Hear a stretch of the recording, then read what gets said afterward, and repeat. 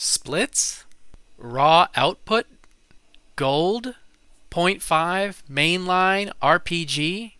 What does all this mean? And what is East Coast stamina?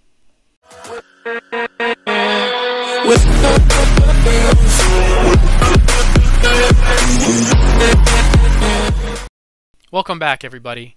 I wanted to do a simple video on what is East Coast stamina.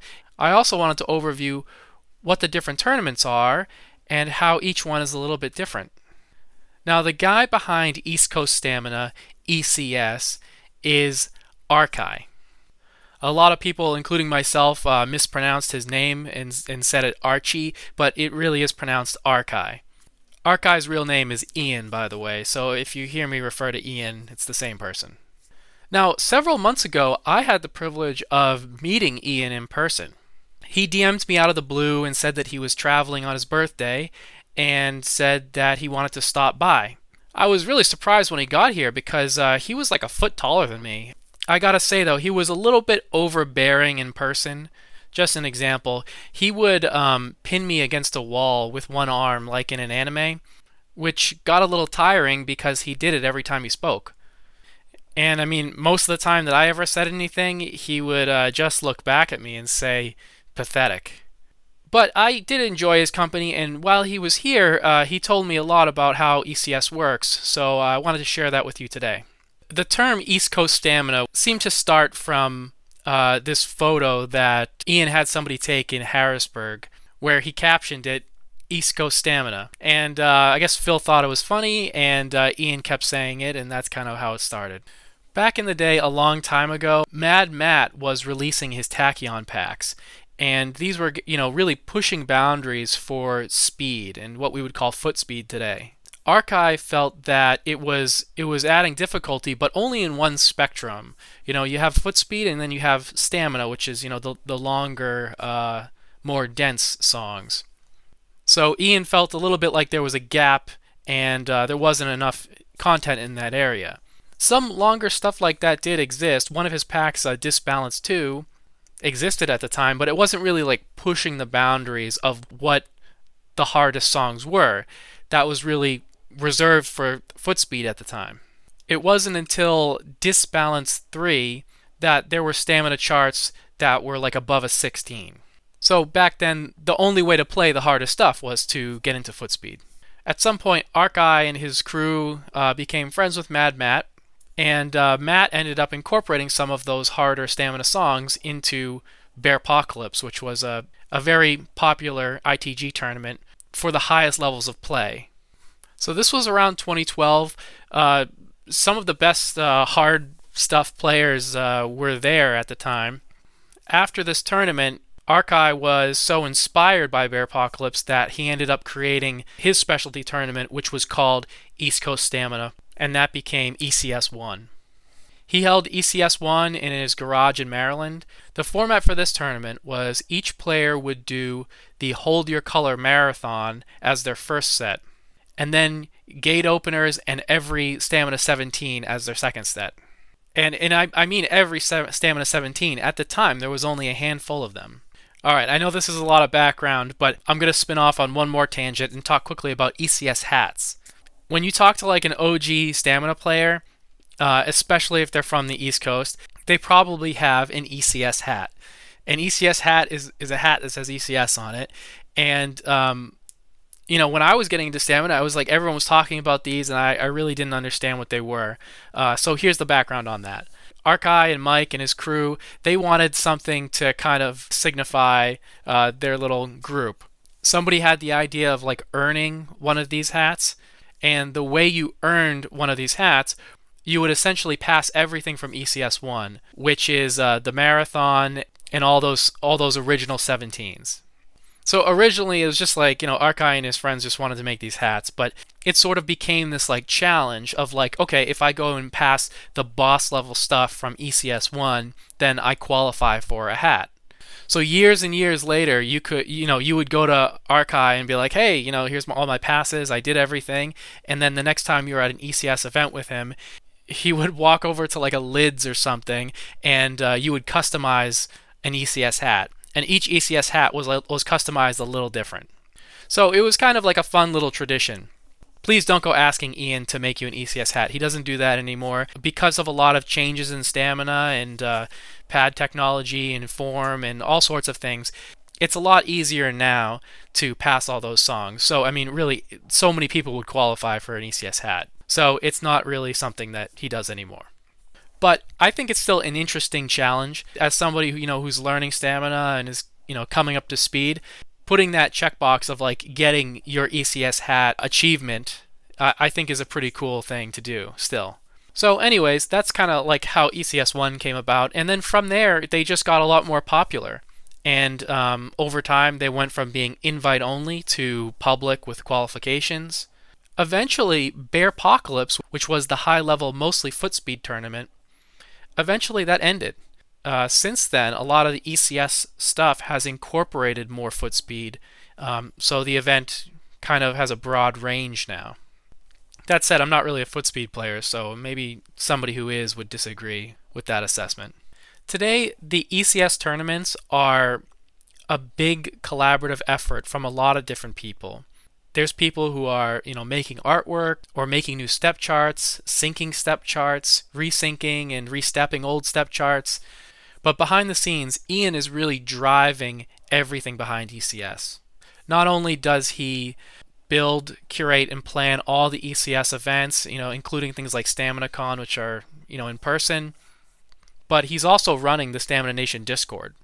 I didn't really understand how much time and effort Ian puts into these events until I started helping out a little bit with some of the SRPG site stuff one year. And yeah, it's amazing. Like any free time that Ian has, he's just pouring into each one of these events. So even if you aren't super into the ECS tournaments, if you play or are interested in stamina at all, these really are notable because ECS drives content into the stamina scene. Charts that make it into ECS are almost like immortalized. Step artists really want to get their charts included, so there's this like competition between step artists going out there getting new content. There's original mixes and stuff that gets made, and there's just constantly new stuff just getting flowed into the scene, and ECS is really the venue for that. I don't think there would be as much cool and interesting stuff in the stamina zeitgeist if ECS didn't exist. So if you're a casual player, you're not super involved in stamina, if you can play like a level 11 in ITG, that's really the bar for getting into these ECS events. And if you can do that, even if you can only do 11s and 12s, there's a lot you can do in these events, and I recommend trying it out. It's really cool. So let's talk about the different events, what they are and how they work. So every year there's 3 different tournaments. You have your 0.5 events, which go from like March to like mid-May. You have Stamina RPG, which goes from mid-May until like September. And then you have your Mainline ECS tournament, which is like September, October.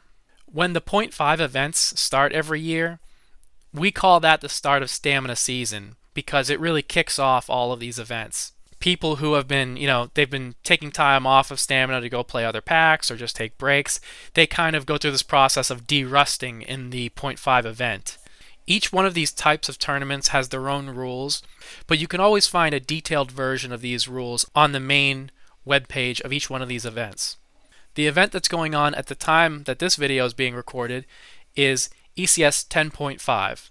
So if you're interested in participating, head over there and go read those rules. So how does a 0.5 event work? Well, in general, these are team-based tournaments that are meant to hold people over until SRPG is ready. These are a great way to get into Stamina if you're relatively new, because you get to compete with a team. This used to be an in-person tournament, but in recent years your team can be remote, as long as you all coordinate the times. There's 3 divisions, a lower division, a mid, and a higher division. Teams of up to 3 people can compete to get a certain number of points. Each division has its own point threshold, but if you meet that point threshold, then Ian will send each person on your team a t-shirt. These tournaments are free, by the way, so he's paying for all of these t-shirts out of his pocket. Alright, so you got your team of up to 3, and there's 2 parts of the tournament. There's the marathon section and raw output. So since I just made a video talking about marathons, I'll just quickly clarify here that the marathon in the Point 5 events is actually a course. You go to the Point 5 website, you download the songs, and you download these course files. You install the song pack in your songs folder, and then you drag these course files into the courses folder. And as long as you didn't change the names of any of those paths, the course can be loaded in Stepmania. But for the rest of this video, even though they're courses, I'm going to call them marathons. It's a muddy term that goes back and forth. So there's 3 smaller marathons, which are roughly between like 20 and 50 minutes each, which are called splits. We call them splits because there is a combined marathon of all 3, which is the full marathon, and those individual ones are split out of the full one. The team can decide if they want to play the splits or the full marathon. Why would anyone want to play this longer marathon if you can just play 3 separate ones at different times? The reason is if you play the longer one, you can have the team members switch out between songs whenever they want. But if you play the splits, then each team member has to complete at least 1 full split. I'd say that most people play the splits. The ultimate goal of these marathons is to get the best score that you can.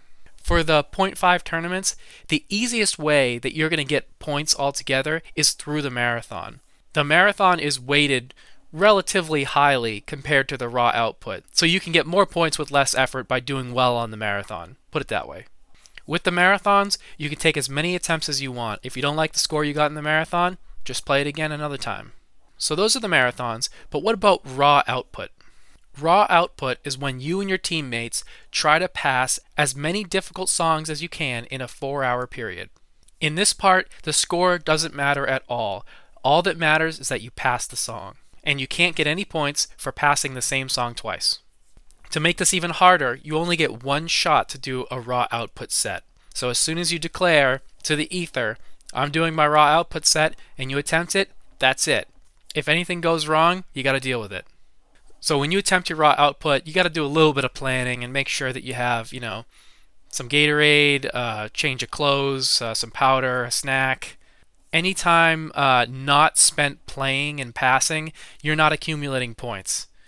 So during this set, you and your teammates can switch out whenever you want, as long as it's in between songs. I would say usually the strategy is to have everybody on your team do a set of 2 hours if there's 2 people, or 1.3 hours if there's 3. But you certainly can, and I've seen people do this before, where they just have 2 or 3 people and they're just switching off every 2 or 3 songs. Making that strategy is kind of part of the fun of the tournament. So like I said, ECS 10.5 is underway right now. So if you want to participate and you're watching this video close to when I posted it, you can participate in ECS 10.5. One other point I wanted to make is that you don't have to have 3 people on your team. Oftentimes, people will do a 0.5 event solo, meaning they're the only person on the team. And in my case, for my ECS 10.5 lower set, that was done solo. So that means that I did all the marathons myself, and then I had to do a 4-hour set by myself to get all those points. It's certainly not required, but it is a very fun challenge if you're very confident in your abilities. It's really hard though. I mean, after 2.5, 3 hours, your body is so tired from just non-stop playing, but it's kind of like a rite of passage for some people. Here, I'll even show you. If you go to the leaderboards, yeah, this is me here. So I've already done my lower division set. I think I'll try a mid division by the time this ends. At this point in time, I'm number 1 on the lower leaderboard, but I don't think that's going to last for long. So after the 0.5 tournaments end, Stamina RPG will come out. And for most of us, this is like the most fun part of the year. The real purpose of the Stamina RPG event is to qualify for the yet to come Mainline ECS tournament. But there's so much fun stuff in Stamina RPG that a lot of us don't even really focus on that. Stamina RPG is just like it sounds. It's ITG Stamina with a lot of stuff from like a video game RPG.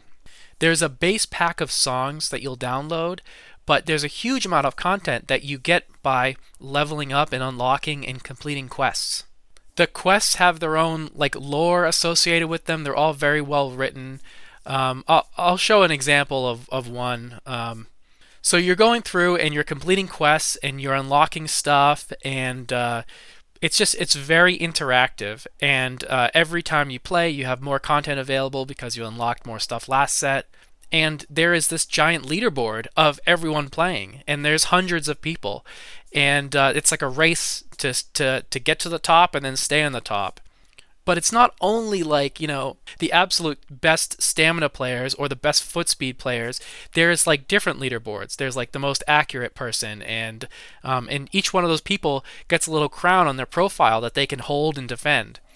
So I'll show a couple examples of that, but it's really cool, and there's just so many dimensions to Stamina RPG. I can't even explain all the different things that Stamina RPG has, but there's like different points and currencies. Like you get gold for being accurate. So if you're really into FA, you can get a lot of gold, and then there's like a special shop that you can buy stuff for that. There's another currency which is like for really fast stuff as well. And there's just like so many features packed into this website. There's a little streamer stats widget that gives you like a live update of your profile. You got your rivals that you can keep track of. At one point there's like an interactive visual novel. And like the last RPG had this concept of raid bosses, where there would just be like a new boss song, and then everyone playing towards a certain faction. Like if people played a lot of foot speed content, then it would go towards like defeating that raid boss and then unlocking the next one. So many cool things like that, and every RPG has like just new stuff.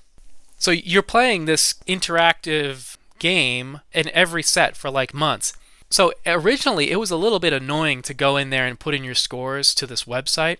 So eventually they came out with this system of using QR codes. It was built into Simply Love. QR code would pop up, you scan that, it goes in. If you're part of RPG, it would then like link into RPG.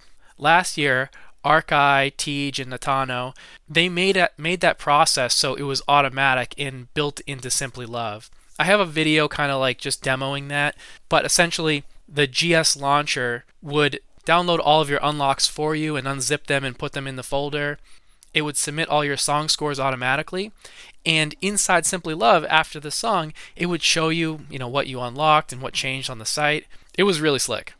But anyways, after Stamina RPG ends, essentially the top 24 people on this leaderboard qualify for the mainline upper ECS tournament. For lower, it's typically been anyone who played SRPG who wants to be a part of the mainline tournament in the lower division is just allowed to. And finally, we're at the mainline ECS tournaments. These are the full number events like ECS 8, 9, ECS 10, and these are the last tournaments of the year. These ones work a little different.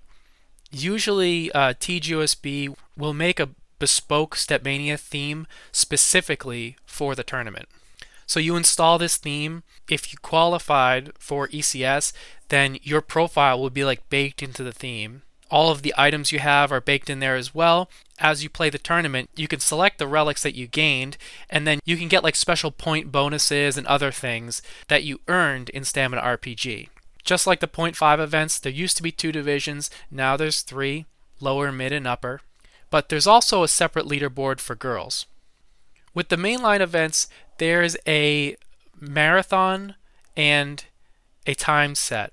But I think only the upper has had the marathon, so for everyone else, it's just a time set.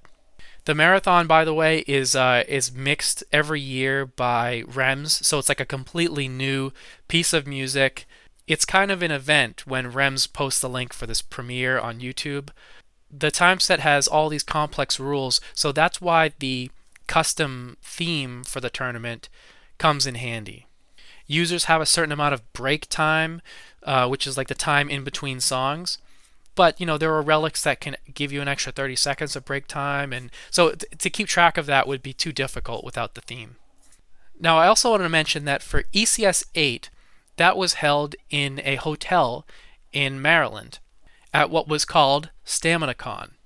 Essentially, Ian and his friends rented out a hotel ballroom and filled it with 8 ITG setups. They also had Tokyo Attack come down and bring a bunch of other games, so people who were watching the tournament could go play Dance Rush or Junitham. It was a whole weekend of Stamina nerds in one hotel. It was really, really cool. And I mean, starting something like a new convention, I think there's a lot of risk of that being like very cringe, thinking back to something like DashCon. But I think most would say, I would definitely say, that looking back on StaminaCon, it was a surprising success. It was certainly modest, but it was so well put together. And just to get all of these cool Stamina players that I've talked to online, in person in one place, I mean, there were people there from all over the world, from Australia and Japan, and even Rems was there, and he did a special like midnight DJ set. I really hope that StaminaCon 2 happens at some point, but you know, there's really hasn't been a lot of discussion about it. That said, if one ever gets announced, I'm definitely going. I don't care what plans I have to cancel. So those are the 3 tournaments, and since ECS 7.5, I've participated in every one, maybe except for this one. Feel free to review my Stamina resume. But with all this, I mean, just reflecting on ECS and all of these tournaments that I'm participating in, if you just kind of quantify it, you know, I mean, maybe we'll just look at Stamina RPG for a second. Like when RPG is out, I'm playing maybe 4 or 5 days a week for like 2 hours. So let's call it 8 to 10 hours a week for several months. Even when the events aren't underway, I'm playing stuff from those events. And the events themselves are this huge motivation to, like, you know, get exercise and to play and to get on the leaderboard and move up. The amount of gameplay that I get out of ECS compared to like any video game I've ever purchased is crazy. It's nuts to even think about, you know, like. And when you consider that each game that you buy is like, what are the kids paying for games nowadays? 60, 70 bucks? And really all the ECS stuff, with special exceptions, are free. And yeah, I mean, it's just the value you get out of all this gameplay for free is just humbling. It really is. So I guess I'm just very appreciative that there are people like Ian out there. It's not just him. There's a lot of people who are participating in this stuff. All the step artists. There's so many people that are all just like pushing this rock forward. People like me just get to hang out and get all this stuff for free. And yeah, I'm very thankful. So if you thought any of this was interesting and you haven't really been involved with ECS before, I invite you to join Stamina Nation, the Discord, if Discord is your thing. Check out ECS 10.5. It's underway right now. Even if Stamina isn't really your thing, if you think you can pass like an 11 or 12, get like 2 other friends and enter the lower division. I guarantee you're going to have a lot of fun. And who knows, you might even get a t-shirt. Anyways, that's all I wanted to say. Hope you guys are safe and doing well, and I'll see you in the next video.